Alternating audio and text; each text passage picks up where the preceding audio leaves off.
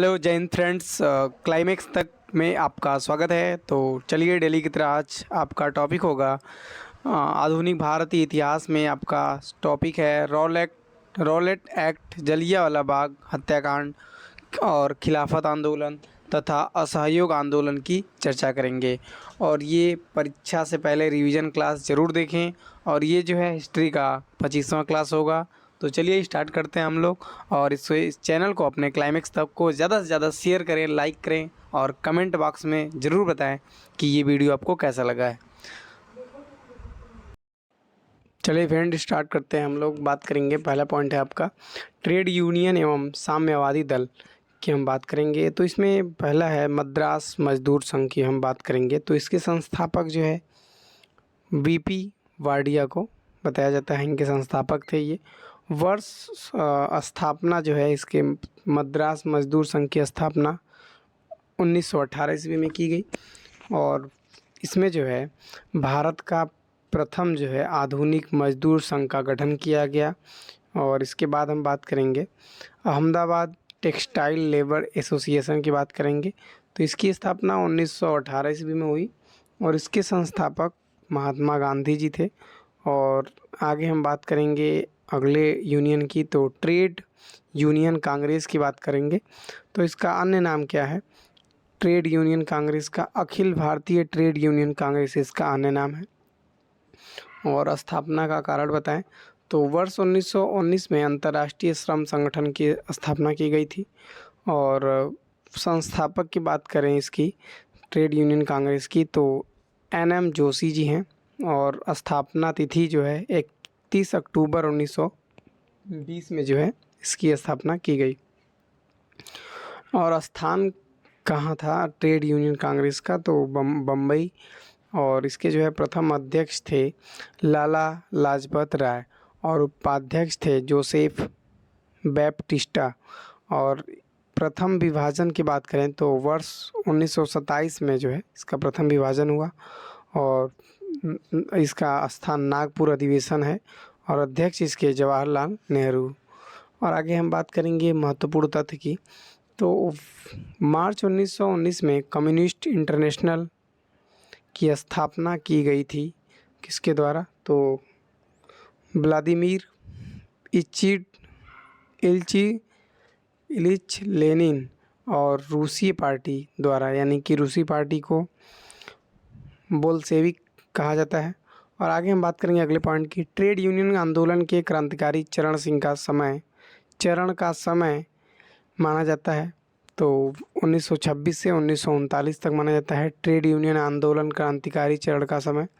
आगे हम बात करेंगे अगले पॉइंट की, कम्युनिस्ट इंटरनेशनल के सदस्य बनने वाले पहले भारतीय कौन थे?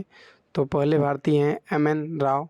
और आगे हम बात करेंगे अगले पॉइंट की, वर्ष 1940 में रेडिकल डेमोक्रेटिक दल की स्थापना की गई थी। किसके द्वारा की गई थी?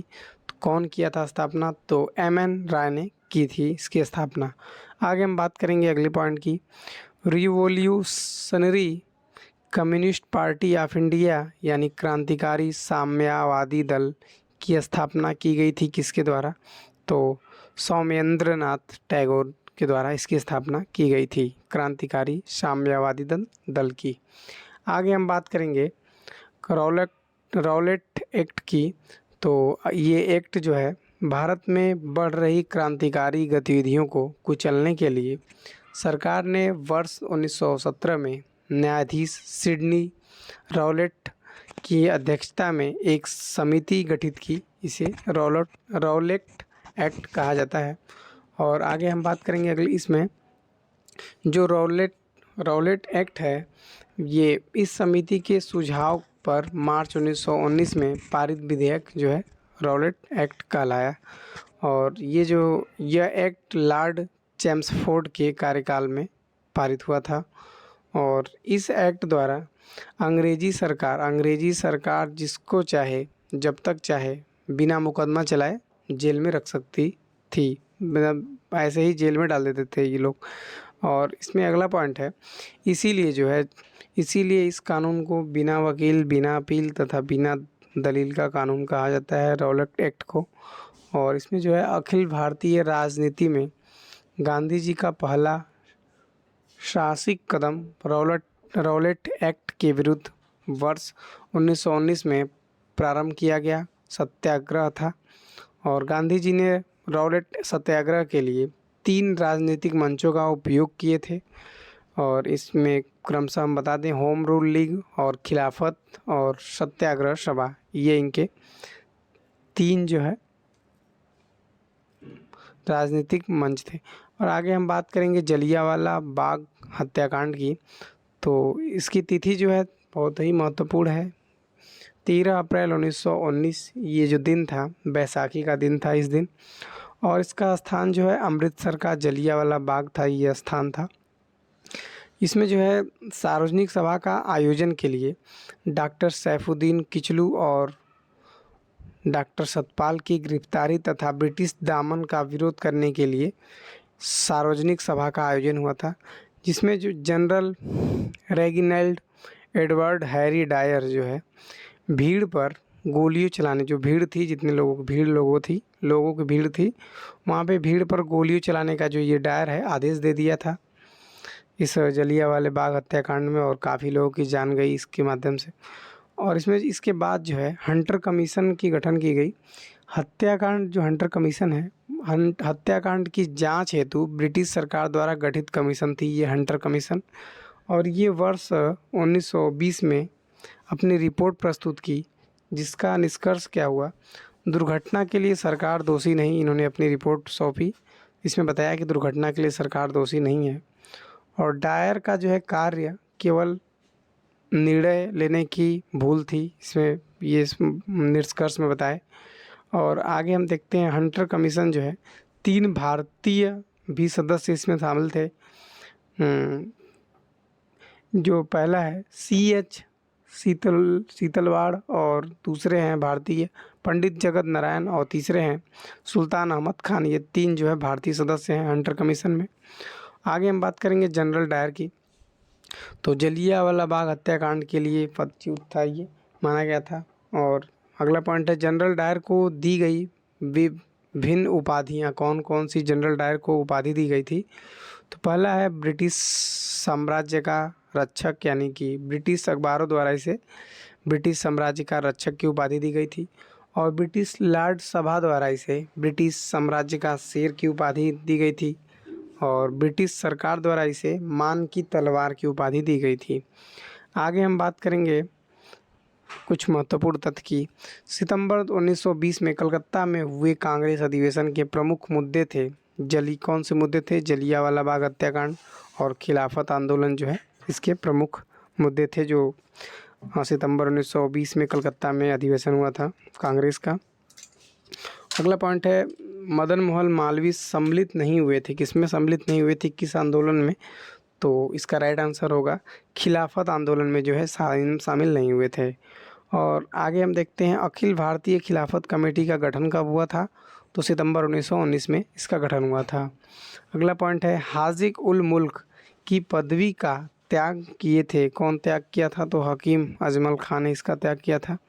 अगला पॉइंट है खिलाफत आंदोलन को देश की स्वतंत्रता के आंदोलन से जोड़ने के विरोधी थे। तो कौन विरोधी थे इसके? तो मोहम्मद अली जिन्ना इसके विरोधी थे। गांधी जी को राजनीति में धर्म को न लाने की सलाह दिए थे।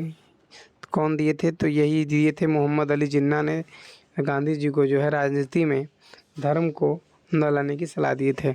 आगे हम बात करेंगे अगले पॉइंट की। जलियांवाला बाग हत्याकांड के विरोध में ब्रिटिश सरकार द्वारा प्रदान की गई नाइटहुड जो उपाधि थी, नाइटहुड की उपाधि वापस किए थे। किनको उपाधि मिली थी? तो ये मिली थी रविंद्रनाथ टैगोर को। तो ये जो है जलियांवाला बाग हत्याकांड के विरोध में ब्रिटिश सरकार द्वारा प्रदान की गई जो नाइटहुड की उपाधि थी, उपाधि को वापस किए थे रविंद्रनाथ टैगोर ने। आगे हम बात करेंगे अगले पॉइंट की। C शंकरन नायर ने वायसराय की कार्यकारिणी से इस्तीफा दिया था। कब दिया था? जलियांवाला बाग हत्याकांड के विरोध में इसका इस्तीफा दिया था। आगे अगले पॉइंट की बात करेंगे। जलियांवाला बाग हत्याकांड के समय पंजाब के लेफ्टिनेंट गवर्नर रहे सर माइकल ओ, यानी कि डायर की मार्च 1940 में जो है लंदन में हत्या कर दी गई थी। हत्या कौन किया था? तो पंजाब के क्रांतिकारी नेता उधम सिंह ने ये हत्या कर दी थी इनकी। और आगे हम बात करेंगे 1919 में जघन्य जलियांवाला बाग हत्याकांड के समय भारत का वायसराय कौन था? तो इस समय वायसराय जो थे लॉर्ड चेम्सफोर्ड थे। आगे हम बात करेंगे खिलाफत आंदोलन की। तो इस खिलाफत कमेटी जो है इसके जो है कि कुछ सदस्य हैं, प्रमुख सदस्य। तो पहला सदस्य ये हैं हाकिम अजमल खां और दूसरे हैं डॉक्टर अंसारी, तीसरे हैं हसरत मोहानी और चौथे हैं शौकत अली, पाँचवें हैं मोहम्मद अली और छठे हैं अब्दुल कलाम आज़ाद। ये एक प्रमुख सदस्य थे इनके। और खिलाफत आंदोलन के प्रारंभ करने का जो है श्रेय शौकत अली और मोहम्मद अली को जाता है। आगे हम बात करेंगे प्रारंभ करने का कारण क्या था खिलाफत आंदोलन को। तो ब्रिटिश सरकार द्वारा प्रथम विश्व युद्ध की समाप्ति के बाद तुर्की साम्राज्य का विघटन था और तुर्की के सुल्तान इस्लामी साम्राज्य के खलीफा यानी कि भारतीय मुसलमानों का विचार था। और अगला इसकी जो है खिलाफत आंदोलन की गतिविधि की बात करें तो भारतीय मुसलमानों द्वारा तुर्की के ऑटोमन साम्राज्य की रक्षा और खलीफों को बनाए रखने हेतु आंदोलन प्रारंभ किया गया था। ये गतिविधि थी। और 23 नवंबर 1919 को दिल्ली में खिलाफत कमेटी सम्मेलन के अध्यक्ष जो है महात्मा गांधी को बनाया गया। इसके खिलाफत कमेटी सम्मेलन के अध्यक्ष थे महात्मा गांधी। और आगे हम बात करेंगे असहयोग आंदोलन की। तो इसकी जो है प्रारंभ तिथि 1 अगस्त 1920 थी और ये महात्मा गांधी द्वारा असहयोग आंदोलन किया गया था। इसमें जो है कांग्रेस अधिवेशन था, इसमें कुछ विशेष है और वार्षिक है। तो विशेष की बात करें तो स्थान जो विशेष था कांग्रेस अधिवेशन ये कलकत्ता में हुआ और सितंबर 1920 में असहयोग प्रस्ताव जो है ये प्रस्तावक किसके गांधी जी थे और विरोधी थे CR दास। और जो कांग्रेस अधिवेशन वार्षिक था ये स्थान इसका नागपुर था और ये दिसंबर 1920 में असहयोग प्रस्ताव जो है इसके CR दास इसके प्रस्तावक थे। और आगे देखते हैं सफलताएं जो थी इसमें इन्होंने असहयोग आंदोलन में सफलताएं क्या हासिल की थी। जनता के मन से ब्रिटिश शक्ति का भय हटा दिया गया असहयोग आंदोलन से और के द्वारा सफलताएं मिली थी। और पहली बार देश की जनता संगठित हुई थी असहयोग आंदोलन के बाद। और सफलता क्या मिली थी तो जनता को आधुनिक राजनीति से परिचित कराया गया और जनता में आज़ादी की भूख जग गई, मतलब लोगों में आज़ादी की भूख जग गई। असहयोग आंदोलन के बाद जो है सफलताएं बहुत अच्छी खासी मिली। और इसके बाद इसी में बात करें हम असहयोग आंदोलन में तो इसी के समय जो है चौरी चौरा कांड हो गया। ये 4 फरवरी 1922 में जो है गोरखपुर ज़िले में चौरी चौरा नामक स्थान है। स्थान पर कुद्र भीड़ ने थाने में आग लगा दी और कई सिपाहियों की मृत्यु हो गई। 12 फरवरी 1922 को आंदोलन स्थगित करने का निर्णय लिया गया। असहयोग आंदोलन को जो है स्थगित करना पड़ा। और हम बात करेंगे इसमें जो है उपाधियों का त्याग किया गया, जिसे केसर-ए-हिंद की जो है उपाधि त्याग दिए थे गांधी जी ने और राय बहादुर की उपाधि त्याग दिए थे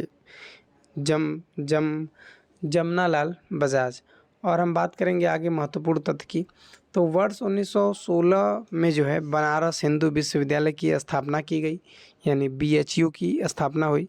और वर्ष 1920 में जो है जामिया मिलिया इस्लामिया की स्थापना की गई अलीगढ़ में और ये बाद में जो है दिल्ली स्थानांतरण हुई। और वर्ष 1920 में ही गुजरात विद्यापीठ की स्थापना अहमदाबाद में की गई। और आगे है वर्ष 1921 में जो है काशी विद्यापीठ की स्थापना की गई, ये वाराणसी यानी बनारस में है KVP।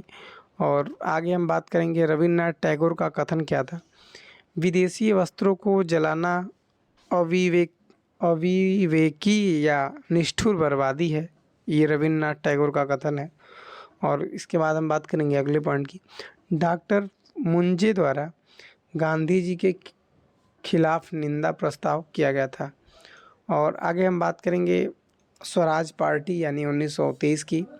तो इसकी स्थापना जो है जनवरी 1923 में हुई और इसका मुख्य उद्देश्य क्या था तो चुनाव के माध्यम से काउंसिलों में प्रवेश कर तथा उन्हें काम न करने देकर वर्ष 1919 के भारत शासन अधिनियम का उच्छेदन करना इसका मुख्य उद्देश्य था। और स्वराज पार्टी के संस्थापक की बात करें तो CR दास इसके अध्यक्ष थे और मोतीलाल नेहरू इसके महासचिव थे स्वराज पार्टी के।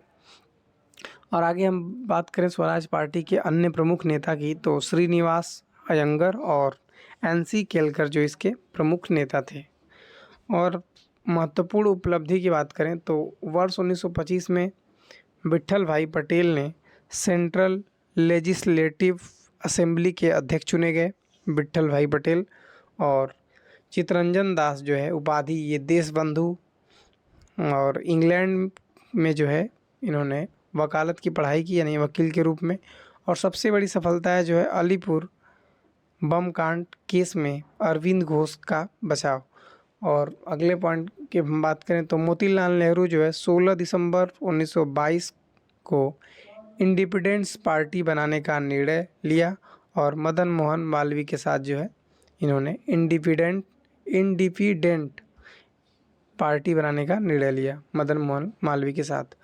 और इसी के साथ ये आज का वीडियो यहीं पे समाप्त होता है और आशा करते हैं आप लोग को ये वीडियो बहुत अच्छा लगा होगा।